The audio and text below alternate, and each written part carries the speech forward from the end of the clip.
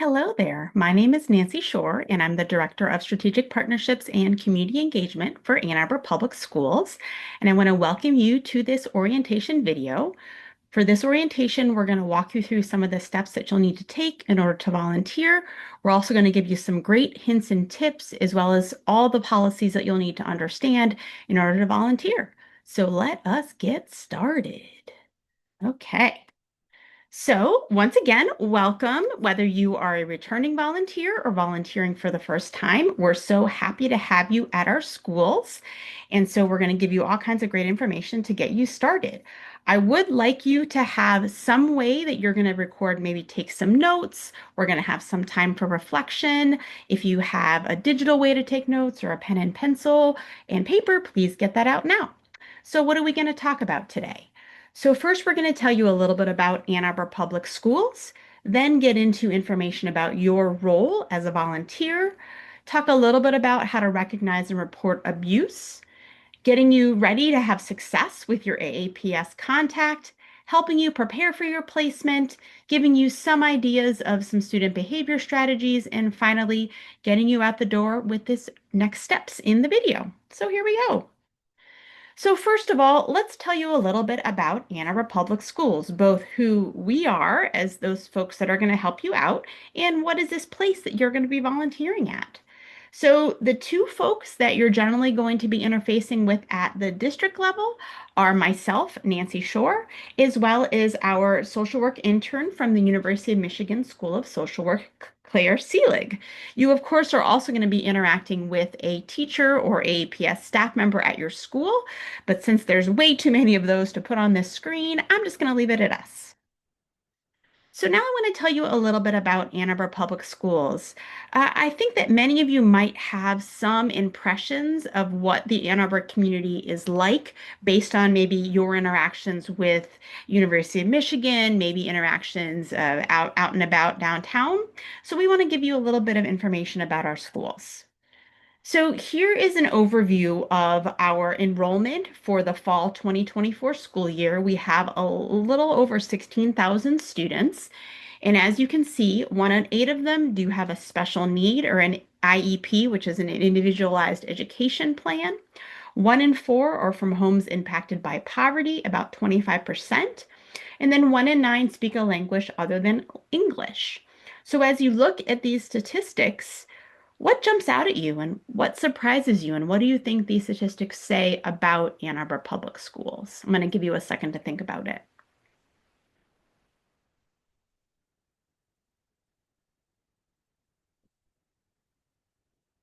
So some of the things that I think often jump out to people is, first of all, the number of homes of Ann Arbor Public Schools families that are impacted by poverty.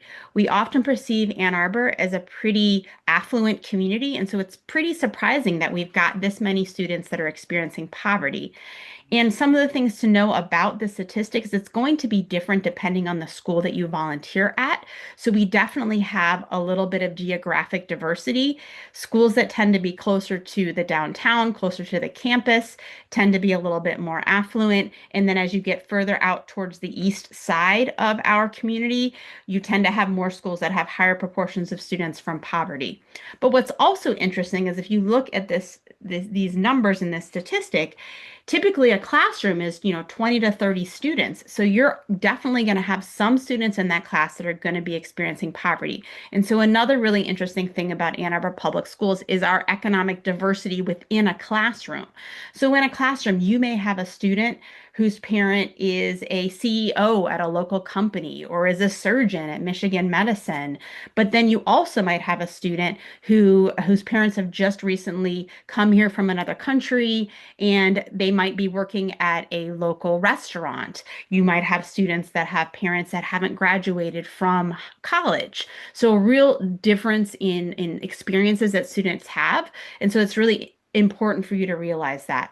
Another really interesting thing to consider is the percentage of students that we have both that have special needs as well as have language other than English that is spoken. Those have both increased and continue to increase in our schools. So especially for those of you who speak a language other than English, you may find that that is useful. But again, lots of interesting diversity in our schools. So you definitely want to learn more about Ann Arbor Public Schools as you look to volunteer, and there's a couple of ways you can do that.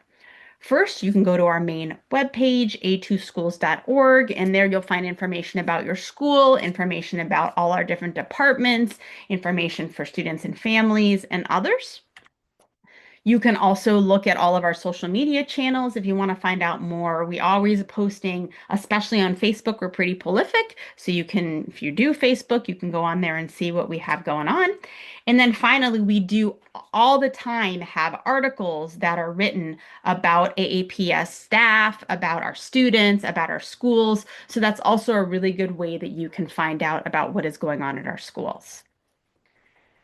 Really, really important part of what you want to find out with Ann Arbor Public Schools is when our schools are closed. So, given that we have climate change and global warming, we do often have more weather-related events. And so, you really want to know what do you want to do if a school might be closed. So, first of all, we have a calendar that has all of our dates when we're going to be off for a day of professional development or we're going to be on break. And so you can get that at a2schools.org/calendar. When you get this slideshow, you'll also be able to get that information by clicking on the link. And then, of course, we also have a place where we're telling people if there's a snow day. That'll always be on our social media, on our main page. There's a hotline, so there's lots of places. And then we, in the Strategic Partnerships Office, if you choose to sign up for text alerts through Better Impact, we can send you an alert to notify you if there's a school closure. So if there is not a school closure, but you're at school, chances are you may see one of these emergency signs in a classroom because every one of our schools has certain protocols that they deal with when it comes to handling emergencies. And this can be everything from a weather-related emergency to an emergency where we need to have kids locked into a room. And so I'm just saying this, not that it's going to happen, it's very likely not going to happen, but you are ready. And really, what is your role and what do you want to do in the event of an emergency? You really want to be calm as you can. We don't really know what's going on, so just try to be calm and work with the teacher. They're going to be trained in ways that can help make this situation as comfortable as possible. You can check the sign in the classroom, which is going to give you some direction of what you can do. And then, of course, we never want to post anything on social media because we don't really know what might be going on and we don't want to cause more anxiety than we need to. So, some key takeaways that you might want to know when you think about Ann Arbor Public Schools. Looking at our student body, really diverse set of students. So chances are you're going to have a whole variety of students in a classroom. So really think about that when you're coming in and not making assumptions about the type of students that we have. Second, if there is an emergency, your biggest role is to be calm and support the teacher. We have a volunteer guide that you'll be able to access, and you can see a lot more information there. And then finally, there's many ways that you can find out if our schools are closed. Okay, so now we're going to move on to give you a little bit better sense of your role and what may be expected of you as a volunteer at Ann Arbor Public Schools. So when we think about volunteering in a classroom with children, we really think that your primary role is to be that positive adult role model. And when you think about what it means to be a positive adult role model, what are some words that come to mind for you? Some things you may be thinking about are being trusting, being a good listener, being a coach, being somebody that kids can rely on. Those are all the kinds of qualities that we really want you to embody when you are a volunteer at Ann Arbor Public Schools. One of the big things that we really want to make sure that you do and you make your primary focus is always get to know your students first. There's no way that a student's going to learn if they don't have a good relationship. So that's really your first thing you want to do is you want to make sure you can connect to students. And so what are some ways you can do this? There's lots of ways that you can connect with students and different things you can learn about them. So of course you want to make sure that you know what that student's name is and of course also how to pronounce it correctly. Second, you want to make sure that you get a sense of what the kids' interests are. Maybe look at the image that's on their t-shirt. Maybe ask them what kinds of video games they like to play. Maybe talk to them about music, things that you know that you're interested in that maybe other kids are interested in. That's a great way to get to know folks. Next, we want to understand what does this kid need? And we're going to talk a little bit more about needs when we look at student behavior, but it's really important to see what does this kid need from me right now and how can I be present and help support that student? Next, very important given the diversity of our schools, what is this student's culture? How is that shaping how they're behaving in the classroom? How can I maybe talk about some things that are in that student's culture? Maybe things about how they cook, maybe things about the history of where they've come from. Those are things that will really help you learn more about that student in a variety of ways, and also how your culture and what you're coming from, how that may connect to or be different from students. And then finally, of course, we want to focus on a student's strengths. We want to build on those strengths so that we can really help that student grow as you're volunteering with them. So another really important aspect of your role as an AAPS volunteer is to model. Now, when I say model, I do not mean strike and a pose. When I say model, I mean being that type of person who can really help that student see what it means to be a successful adult. So giving them guidance, obviously not doing for them, but saying, here's how I might approach this. When you come into the classroom, you're not staring at your phone. You may talk about organizing materials. So help them see the bigger picture and some of the other skills that can help them be a good overall person versus just focus on the content or material that that student is looking at the moment. So another important thing to know about volunteering is especially if you are a younger volunteer, you might have just started in college, we really want to make sure that you establish appropriate boundaries with our students. And so that means that you are not a student's best friend. You really should think about yourself more as a coach. And so that means that you're not asking students any information about their social media so you can connect with them. They're not getting information from you about where you live or really personal information. We want to make sure that we don't blur the boundaries between you being that role model and you being somebody that can support that student. So, part of the role and way that you can develop boundaries is we actually have federal regulations that protect the personal information of students. And there is a law, it's called FERPA. And really, what that law says is that we cannot share information about any child without their parents' consent. And so, what that's going to mean is that you may learn about some things about a student in the classroom, and that's totally fine, especially if that's going to help you support that student. So, learning more about that student's strengths, their culture, their background, that can help you work with that student better because you can develop that relationship. But all of that information must stay with you as you're working with that student. So, some of the implications for this is that you're not sharing students' names or personally identifiable information outside of school to a colleague, to a roommate, and you're not sharing any information in a written form that's going to identify a student. So something else that's actually for your own safety, as well as the safety of our students, is that you should never be alone with a student. We wouldn't want you to, let's say, go escort a student to the bathroom, go inside the bathroom while that student is using it, and then that student accuse you of something that might have happened. So we don't ever want a situation where you're with a student, the door's closed, nobody knows what's going on. So always make sure that you are in a place where you can be seen. And so you can certainly be volunteering in a public area, out in a hallway with other people walking by, in a library, working one-on-one with the student. Just don't be in any situation where it's only you and that student. So some key takeaways from your role. First of all, we always want you to connect first with your students. We want to make sure that you're modeling positive role model behavior. Always respect student privacy. We don't have consent from students' parents to share information outside of the school setting, so make sure that you keep it in the school to help those students. And then finally, just don't be alone with students. And if you're not sure, don't do it. Even if an AAPS staff member asks you to do something where you might be alone, please let them know that that is not part of your role. And if they need to contact us in the Strategic Partnerships Office, that's totally fine. Feel free to throw us under the bus. Okay.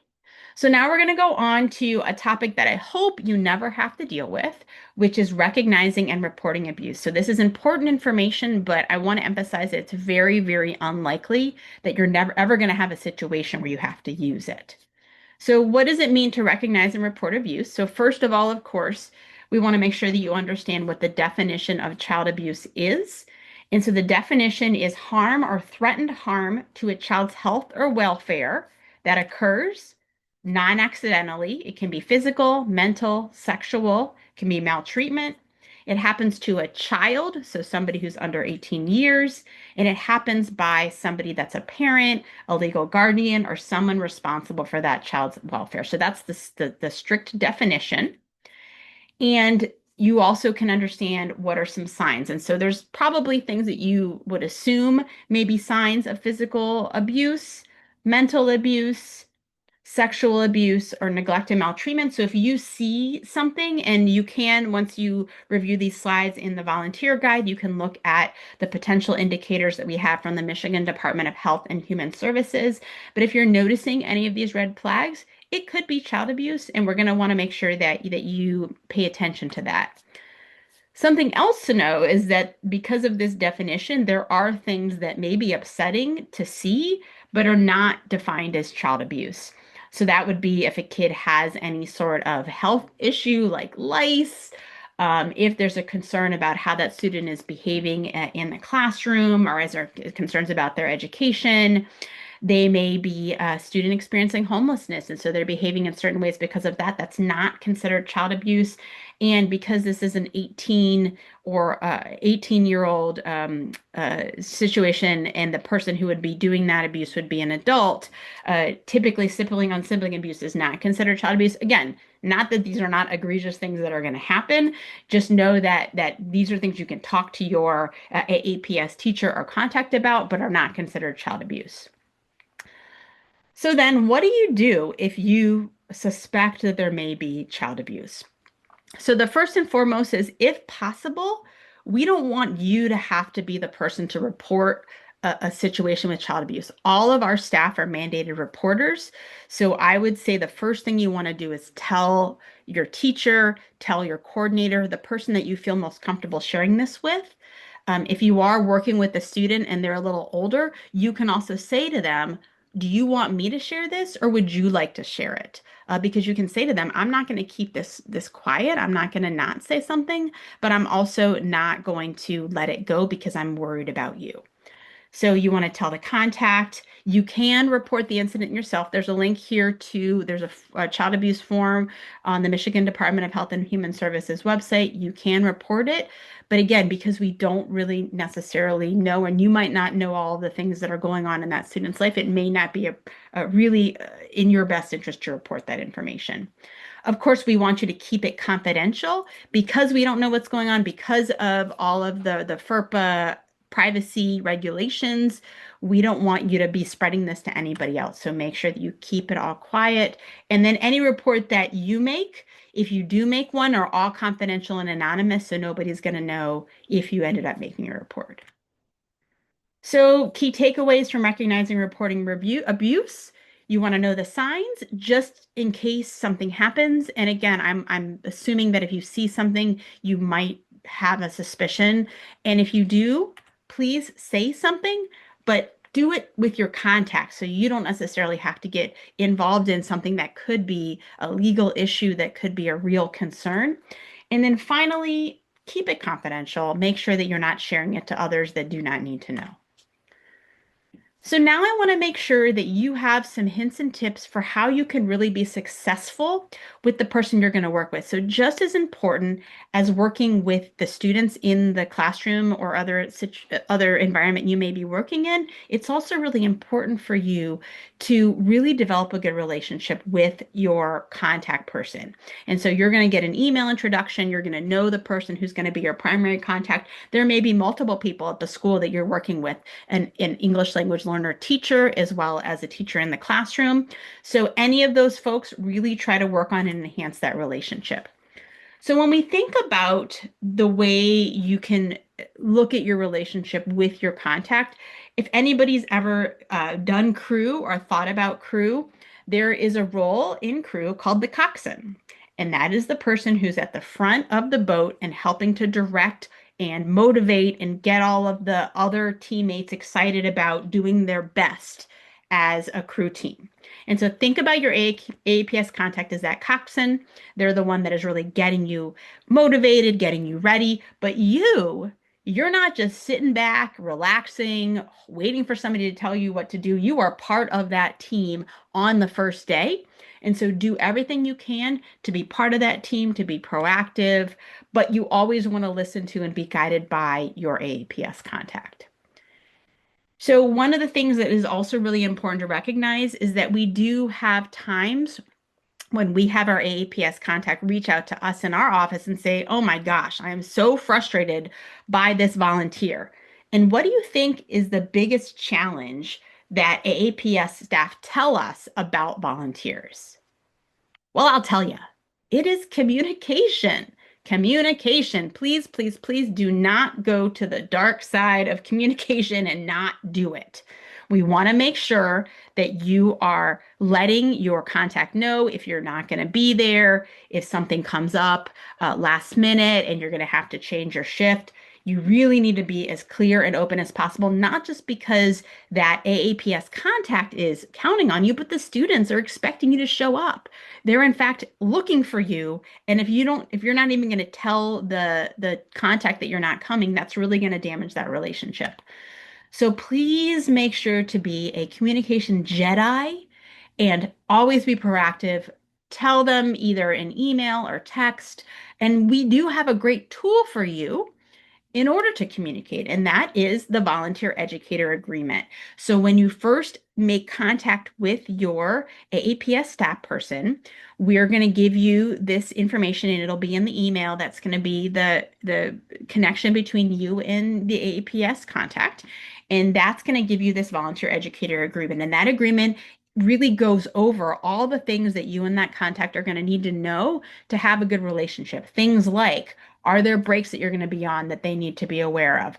Are there going to be, how is the best way to communicate? What are the things you're going to do in the classroom? So it's a great way to establish that relationship. So we really encourage you to bring up, hey, let's complete this volunteer educator agreement.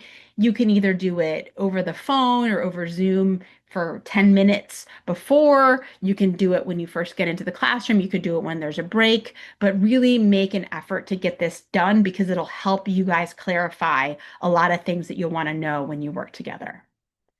So how can you set yourself up for success with your AAPS staff person? Be part of the team. So you want to be on the crew, make sure that you are following the direction of your contact, and be ready to go. Next, communicate, communicate, communicate early, often, all the time. And then finally, all this can happen in a really effective way by completing the volunteer educator agreement. Okay, so you are learning more about AAPS, you understand your role, you've got some great ideas for what you want to do in terms of being successful with your contact. So now let's talk a little bit about how you can prepare for your placement. So the first thing that you want to do is learn more about once you get matched with the school, what is the school about? Check out our volunteer guide. It's got a lot more extensive information than you're finding in this video. You have better impact as how you signed on to volunteer. It's also going to give you all kinds of great information in terms of the volunteer guide will be on there. You'll be able to see all of your shifts. So definitely use that. And also you may use it to log hours, and that's something that you'll want to talk to your coordinator about. work on that volunteer educator agreement with your AAPS contact, and finally, be as responsible as possible. This is a two-way street, and you've got to do and put in a lot of work as well, in addition to this contact, this person who's welcomed you into their school. So do as much as you can to be responsible. So, a little bit about the Better Impact site. That's where you've already come in, you've already filled out your application, you've already gotten this orientation, so you're getting really close to finishing up. So, once you get your background check completed by AAPS, you're going to get a badge.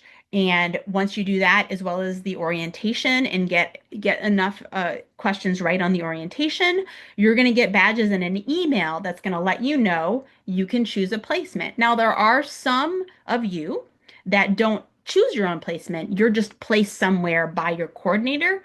And so we do outline that when we send the email, but if you're unsure, you can always ask the person who has brought you in. If you have a coordinator, if you're an individual volunteer who's coming in, you're just going to be able to choose your own placement.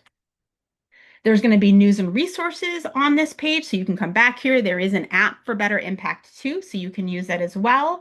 And then if there's other opportunities to volunteer throughout the year, we'll also communicate with you about that in Better Impact. And then, as I said, you may be somebody who logs hours. That's something you want to check in with your AAPS contact about. And something really, really important is it's not always intuitive in the Better Impact site that you need to sign up for every single shift. So when you go in, you're going to see a bunch of different shifts, and we do have a walkthrough video that you can also see that's going to walk you through how to sign up for shifts, but you want to sign up for every single one. And a big reason for that is that you do have a commitment of volunteering for at least 3 months. We want to make sure that every one of the weeks that you can volunteer are there. It's also really important because if there is a reason that there's a school closure, we want to make sure that we can notify you so you don't come in when you're not volunteering. And finally, we share the schedules of volunteers with all the schools, and we want to make sure that you're on the schedule. So make sure you're signing up for every week. And then also, please do not sign up for more than one school unless you can really commit to volunteering weekly for each of them. So really think about how you want to volunteer, and you can always cancel shifts if it doesn't end up working out, but we ask you to make the commitment early on so that we have you in our system and we know what your schedule is going to be. So how do you get ready for your first day? There's a couple things to keep in mind. So always recommend get in early because you want to make sure that you're getting as much time as possible to be in your classroom right when it's time to volunteer. You always want to find the main entrance of the building, and there's going to be a buzzer. All of our school doors are locked during normal school hours. And then you're going to want to let them know who you are, and they'll buzz you in. And then once you get buzzed in, you'll go right to the main office, and there is a visitor entry procedure. You're going to give them an ID. They're going to put your information in their system, and then they're going to print out a visitor badge for you. And this is going to happen every single time you volunteer. So just be ready to take a little bit of time to get yourself signed in every time you volunteer. So some takeaways to get ready for your placement. We've got all kinds of great tools that you can use to volunteer, so check them out.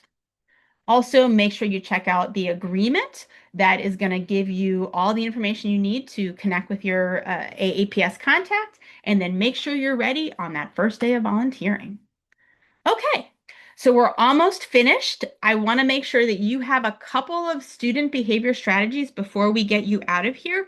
And the reason is people are often wondering, how can I handle when a student is having issues in the classroom, maybe showing big emotions? How can I talk to students? So here's a couple of hints and tips to help you. So first of all, what is your role when you think about addressing a student that may have challenging behavior? So what I want to make sure that you know is that you are not responsible for dealing with a student that is having some sort of emotional regulation issue. That's not your primary role in the classroom. Don't assume that if a student runs out of the door, it's your responsibility to work with that student. No. Really, you want to talk to your AAPS contact and say, hey, do you need my help? How can I be of assistance? But don't just dive in because there may be things that that teacher is working on with that student, and you making an assumption and doing something might actually be counterproductive. So always rely on the teacher when there might be an issue. But here's a couple things that are going to help you no matter what. So first of all, We talked about this earlier. We really want to understand students' needs when we're in the classroom. And so, what are some things that we all need in order to be successful adults? Everybody has needs, right? And there's about six of them that are pretty core to most people. We want to belong, feel safe, happy, be understood, feel successful, and have our sensory needs met. Well, here's the real question. What happens when we don't get our needs met? So, what happens when we don't feel so safe because maybe there's something going on in our household? What happens when we're trying to speak to somebody, they don't understand us and we're not feeling understood? What happens when we're hangry and we're tired? Well, I think a lot of you know what happens. We're not our best selves. We don't make the best choices. So if we can better understand, okay, I'm wondering if the student is feeling this way because I heard about something going on in their family, or I've heard from the teacher that there's something that I need to be aware of. Really think about and work with the student needs before you go and make any other assumptions about that, how that student is interacting. So, how do you handle when a student is demonstrating big emotions in the classroom? Maybe gets really upset, starts to throw things. What can you do? So, first and foremost, we want to make sure that you are calm because somebody that's calm is really going to help support those students. Let that student cool down. Don't try to get in right away. That's kind of when a student is in that red zone, there's no way that they're going to be able to be open to talking to you. So don't try to engage them right away. Please, please, please don't try to call somebody out in the classroom. So you can, if it makes sense, talk to the teacher about maybe you can go outside for a second with the student and talk to them separately. Likely, if there's something that's a really big deal, you're going to want to have the teacher deal with it, but do not make a confrontation that's going to call a student out with their peers. And then finally, continue to work with your AAPS contact around, are there some skills that I can help support the student with, social emotional learning skills that'll help them in the long run? And so that this is something that can be a long-term sorting out between you, student, and teacher. So something else you might be wondering is how can I best speak to students when being in that classroom to have to be a really positive role model, to help be encouraging? And here's a couple of ways you can do that. So first of all, there's something called reinforcing language. And so this is language that you can use when you're working with the student and they've done something really well.